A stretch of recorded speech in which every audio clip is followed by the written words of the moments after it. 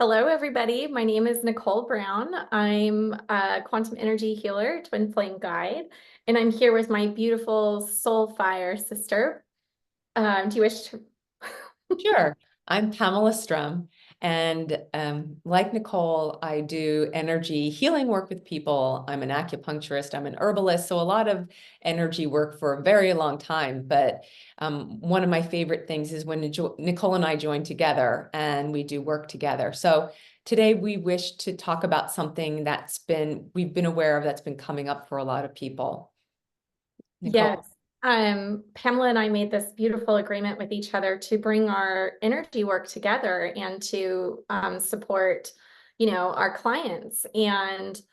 Um, and as we, have brought our work together, we've also witnessed different dynamics playing out and within the collective at large and within our own experiences pertaining to the sisterhood wound. And, all throughout time, as females have joined together in service or in sacred circle with each other, or even in the priestess temples, when women join together as sisters in service, there has been, different trauma that has happened across multiple timelines. And we're kind of like witnessing this trauma surfacing at this time, which is really interesting because so many of us right now are being called to join together in service and to go out into the community and to form our sisterhoods, to bring our sacred sisterhoods back together, to hold sacred space, to, really be really joined together with our sisters in service. Yet there's karma and ancient trauma that is surfacing that is making that a little bit challenging for some people. Yeah, it's challenging for a lot of people because the way that society's been set up, definitely throughout my whole life and going back, if you've heard of like toxic patriarchy or the expressions like that, it's really set up to where we are divided and pitted against each other as well. So even if I'm sure many people can think of um, where women, instead of joining together, are um, they go against each other. And really, if anyone thinks this is just a female issue and like males aren't impacted, that's just not true, because we all come in through a mother, and we have mothers, grandmothers, sisters. So imagine if your mothers, grandmothers, sisters, your any female, your friends are at their highest and best. And they really create a stability and a peace in society. So here we are at a social time where things just seem chaotic. And it's the strength of females. And Nicole, you spoke about it in a way that even went back to ancient times and ancient practices. So it's been that long. And so when we feel a betrayal or hurt in some way, it's like you're tapping into an energy that does exist in the cosmos that is so old. So really, how do you even overcome that structure that's been put in place that separate us, as opposed to allowing us to really come together? Because the feminine energy is very much of the heart, and it's that unconditional love energy that comes in. It's that nurturing energy that a lot of us would love to have in our lives in a real tangible way. So Absolutely. The feminine energy also, like um, I feel like it's in our innate nature to want to unify. It's like I feel like the feminine energy is very also connected to the womb, and the womb is like that consciousness of the mother goddess that loves her children unconditionally, which is that very mothering energy where it's in our nature to want to be together, to bring each other together, to unify. Yet we've experienced trauma across so many different timelines that has put us in modes of competition with each other, where instead of like being able to recognize the divine innate uniqueness in another woman, we might perceive that as a threat or competition. And this wounding is like anchored into the planet. I see it anchored into the planetary timelines, timelines of the Salem witch trials when females were literally, Targeted. yeah, when we were being targeted for being medicine women, for being witches, for really accessing and applying our divine innate intuition. And so the sisterhood wound doesn't even impact us with being able to trust our fellow sisters and being able to connect with our fellow sisters in unity and in divine recognition of the uniqueness that each of us is here to honor and hold and gift with everybody, but it also impacts our ability to feel safe, Yeah. trust our intuition, to feel safe, to be seen, to feel safe um to really trust our divine knowing because of the ways that we have been, traumatized through our sisterhoods. It does. It does go quite back. And when I do energy work with people, and I know it's the same for you, or when we work together, what ends up happening too, if there's someone who has whatever whatever the issue happens to be, we can feel it or sense it. And part of the healing comes into going back through the line. And I'm not saying just the woman and looking at her mother, right? Mothers get blamed so much, but it's the men too, looking at their feminine line. And we're talking about that. Of course, there's the masculine responsibility. But I want to share a story with you that happened a long time ago. I was talking to a man of a Mesoamerican descent, and he was uh, blaming women, saying like in a tribal culture in their nation, their native nation, that it was the woman who was responsible because they're the ones that raised the children. And I was so angry because it's it's pointing everything back to the female, because on the other hand, it's as if our hands have been really tied. And I feel like that's changing, and it's not changing. The answer isn't for us to become men, right? Isn't it more of us being truly who we are, because we're not in a time where, well, in a lot of the world, we're not in a time where in expressing all that we are, we're going to encounter trauma or torture, as if you're talking about the Salem witch trials. But it's a time where we can really come through with all that we are to heal it, because it's like that whore Madonna syndrome, right? It's not, you're not one or the other. We all have components of everything within us, and like to celebrate that and let it be in a way where it is really working for us in the beauty of our lives and all that we can be, instead of having to be like one or the other, and that whole frustration. Or I was watching a movie that took place in a show in the Restoration period in the early 1800s, and it's like the men got to go off and travel, and the women had to stay home and catch a good husband, and so those notions, as opposed to really being all that you are as a female, because what would that imply if you as a woman were all that you can be? What does that mean for the world? Oh my God, I love that. I love that so much because it's not about becoming like something else or becoming, for the feminine to heal, she doesn't need to become truly more masculine. No, and the masculine to heal doesn't need to become, a lesser version of himself or more feminine. It's about finding that balance. And what does it mean to be feminine? Like, really, what is the feminine nature? And what is the masculine nature? And how do we unify those and bring them together, right? And so, because everyone is an expression of the masculine and the feminine energies, like the yin and yang, right? And so truly healing begins with healing our feminine nature. And it's through healing our feminine nature, becoming more feminine, more intuitive, more creative, more, you know, expressing our creative nature more, tuned into our intuition, returning, what is the word? Like the oneness, but the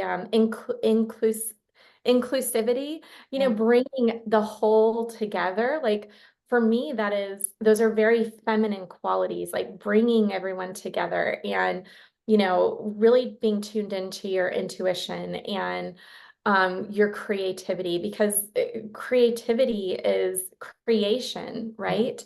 And so I think that's beautiful that as we heal our sisterhood wounds where we've been suppressed, where our divine feminine nature has been suppressed and then pitted against each other, where now we don't even feel safe to be in sacred circle with each other, or don't trust each other quite well enough to really open to each other, or have that fear of betrayal, or that fear of really tuning into our own intuition because it might be turned against us, or we might be targeted for being intuitive or being a medicine woman, expressing our soul's gifts, that intuitive knowing that goes beyond here and now. Like it's, that aspect of our consciousness is that the feminine aspect of our consciousness, I feel, is like the aspect of our consciousness that lives in both worlds, the known and the unknown, right?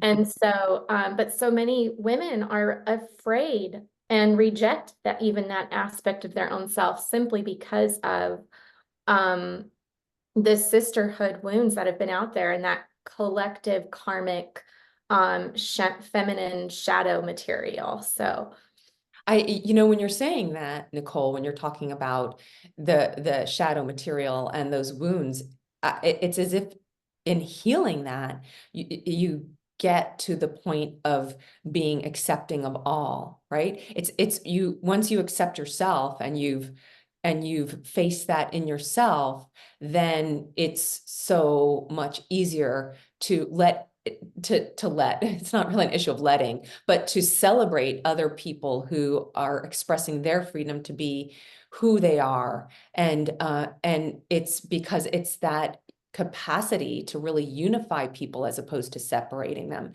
And so that is a gift of the yin, the feminine.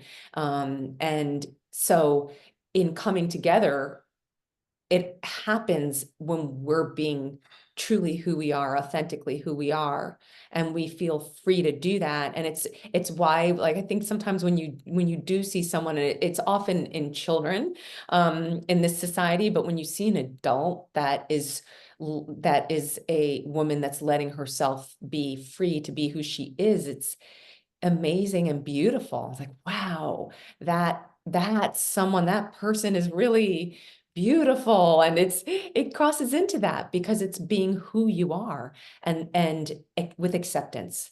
And yeah. then you accept everyone else when you're accepting yourself. And I think that's the gift of it, of that divine feminine, of the sisterhood. And then we can join together with each other in true peace, celebrating each other without the competition or the comparison that is stoked in society, or the more superficial markers, as and let the beauty of be defined by the person being who they are. Yes, I love how you brought in being able to celebrate each other, because oh, that is such a sacred way to experience our reality, when we can celebrate the uniqueness and the beauty that each of us has to offer. And that's like being in a field of flowers, right? They're all so beautiful. And the essence of those flowers is so healing. Every flower is unique, right? And who could stand in a field of flowers and say this one is prettier than that one, right? Like, or this one is more desirable than that one, or whatever, more perfect or flawless. Like, no, it's, we can stand in that field of flowers and just feel restored and celebrate each other. And I think that's what, that's really the heart of sisterhood, of true sisterhood, is being able to really celebrate each other and coming from a place of worthiness. Because when we're rejecting parts of ourselves, we're also rejecting that in others. And so, as you were sharing, acceptance and how important acceptance is, I was like, yes. And I was hearing like, rejection, the opposite of acceptance is rejection, right? Yeah. And so it's like when we are rejecting those different aspects of our own self, we're actually unable to accept it in others, right? Mm. And so even connected to the sisterhood wound is rejection. So like rejection of self and rejection of other, and even at the most intense levels, the rejection of our innate intuitive nature. And so I think it's beautiful that we're in this place now where we are being given an opportunity to heal the sisterhood connection, to connect in purity with each other, to restore our sisterhoods where we can come together and celebrate each other in our own unique uh, divine nature. When you say that and coming together to healing, you and I have been talking about doing a healing and workshop on this subject because it's so prevalent in the work that we do.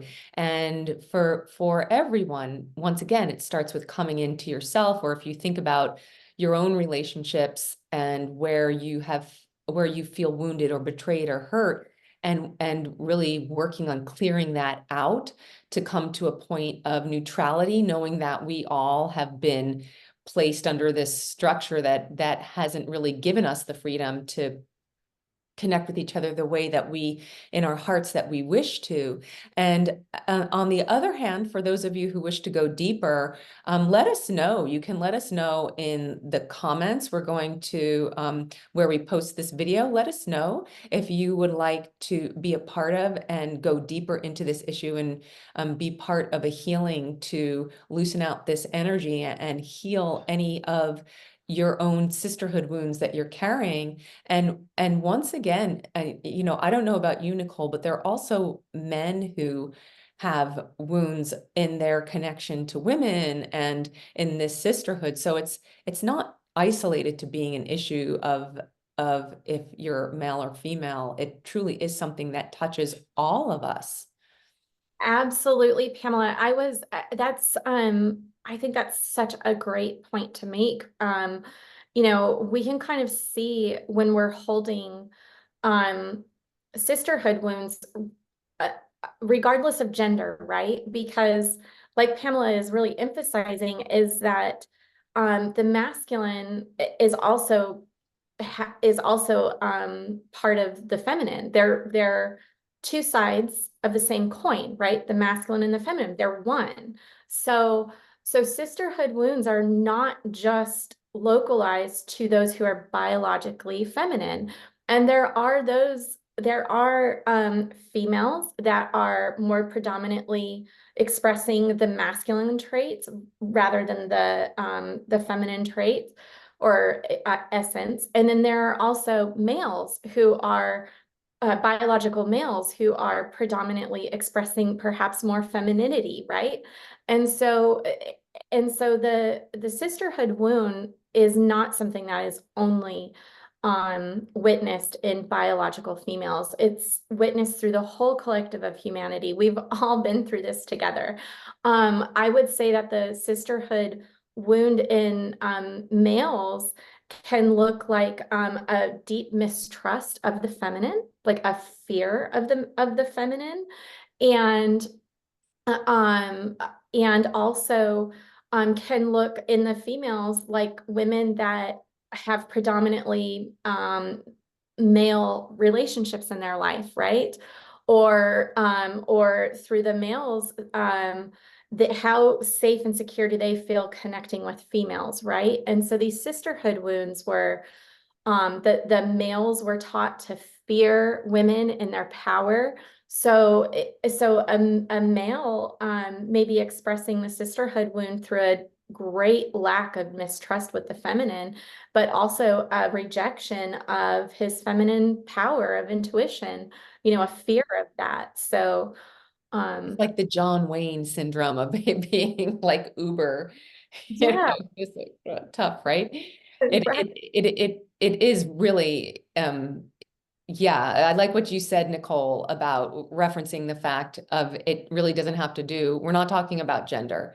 We're talking about, and that capacity to come together in being authentically who you are. But because the the feminine or that sisterhood wound has happened because there's been so much suppression that we've even divided amongst each other.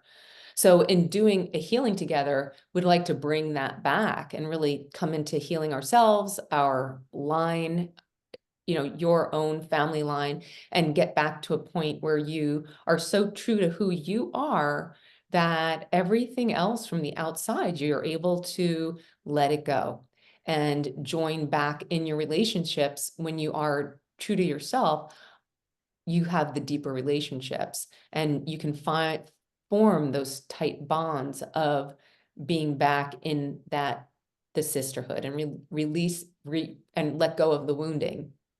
Yes, I love that. It's like a reconnection. It's like a deep sacred connection, and connection comes with trust, right? And so it's like being able to trust yourself and trust the other, like trust your sister and really come together in deep trust and really sacred connection. And this is the time that we're in now to start forming those sacred sisterhoods, those sacred circles, those community, restoring that oneness and that divine recognition of, I see you and I celebrate you, and really feeling that for our own self and being able to share that, how beautiful that is. So this healing that we're going to do, will help with all of this and bring in support for all of this, healing the karmic shadow imprinting and the own individual timelines and ancestral lines. Like I see a lot of ancestral lines out there that are carrying those sisterhood wounds. But also reorient yourself with divine acceptance of all that you are, right? Yeah, And that's heal beautiful, Nicole. rejection. So I feel good. Is there anything else that you'd like to say before we close out in this conversation? No, just be on the lookout for our group healing when we decide to post that date and the time and the energy exchange. So just be on the lookout. That's great, Nicole. Thank you. And thank you, everyone. Thank you. Bye.